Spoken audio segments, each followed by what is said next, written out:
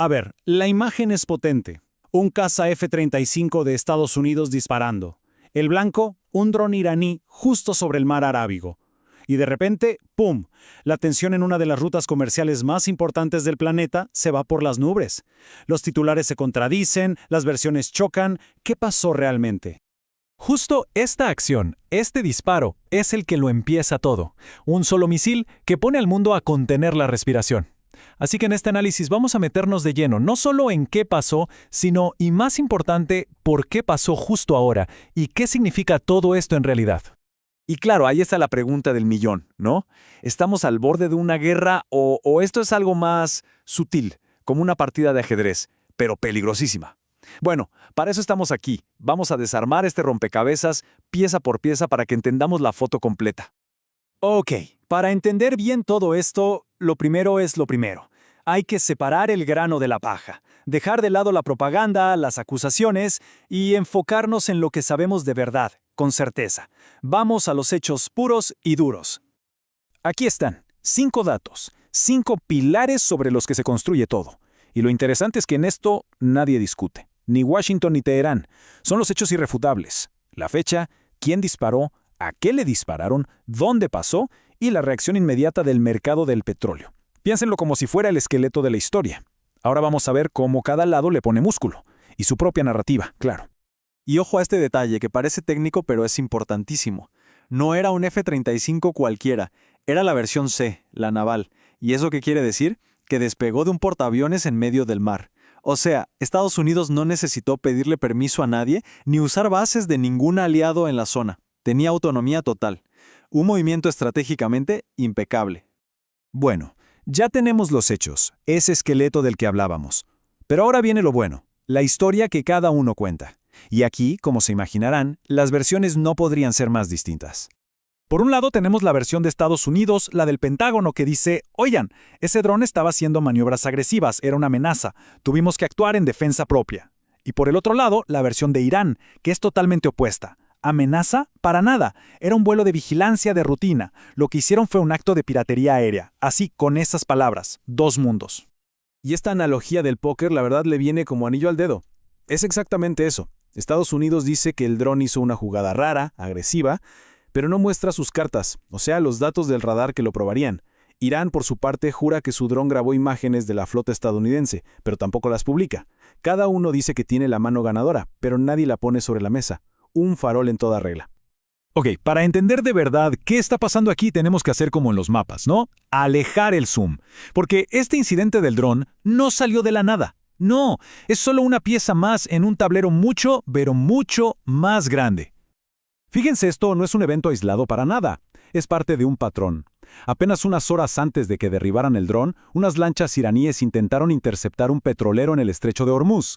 ¿Coincidencia? No lo creo. Todo esto es parte de la misma partida, de una escalada de tensión que se disparó desde que Estados Unidos se salió del acuerdo nuclear y empezó a aplicar su famosa doctrina de presión máxima. Y esa doctrina, esa presión máxima, tiene como 2 etapas bien definidas. La primera fue netamente económica. Sanciones durísimas para ahogar la economía iraní para forzar un cambio desde adentro.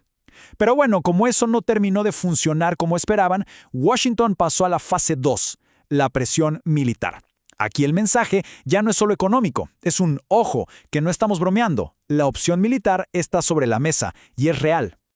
Y no subestimemos el efecto de esa primera fase, porque no hablamos de simples números en una gráfica. Estamos hablando de una moneda, el real, que se fue a pique, de una inflación de más del 40%, y lo más grave, de una crisis humanitaria, con gente que no puede acceder a medicamentos básicos.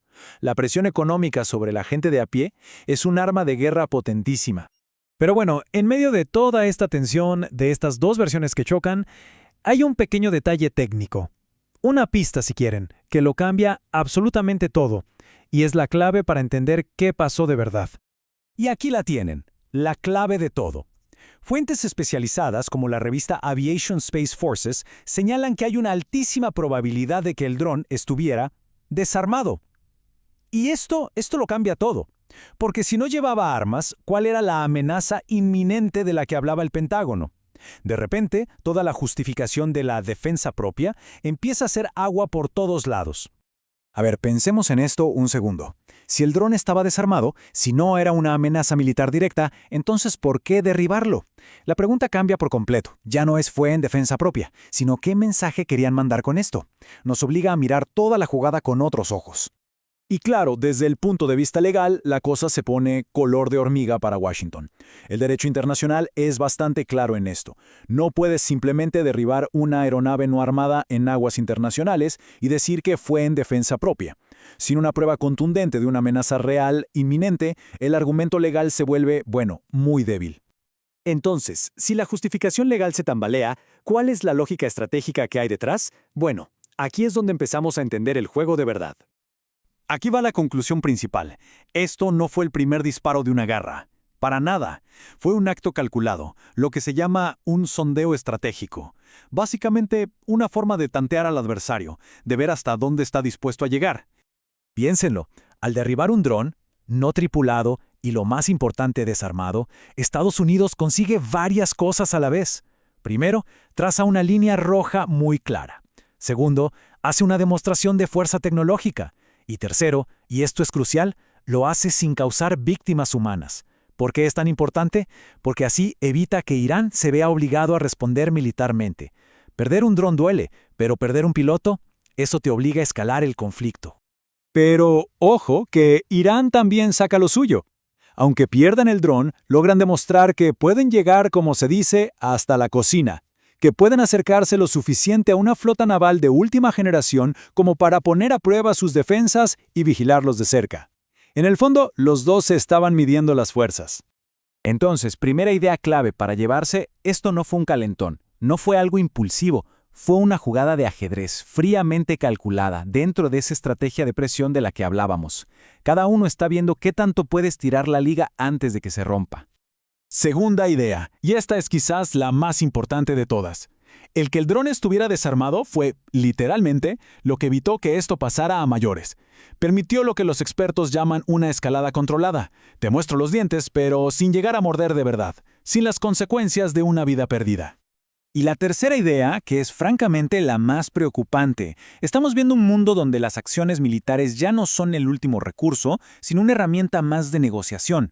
La línea entre la diplomacia y la coerción se está borrando, y ese es un juego muy, pero muy peligroso. Y todo esto nos deja con una pregunta flotando en el aire, ¿no? En este tablero geopolítico tan tenso, ¿en qué momento la presión máxima deja de ser una táctica de negociación y se convierte inevitablemente en el primer capítulo de una guerra? Y quizá más inquietante aún, ¿quién decide dónde está esa línea? ¿Y qué pasa si, sin que nadie se dé cuenta, ya la cruzamos?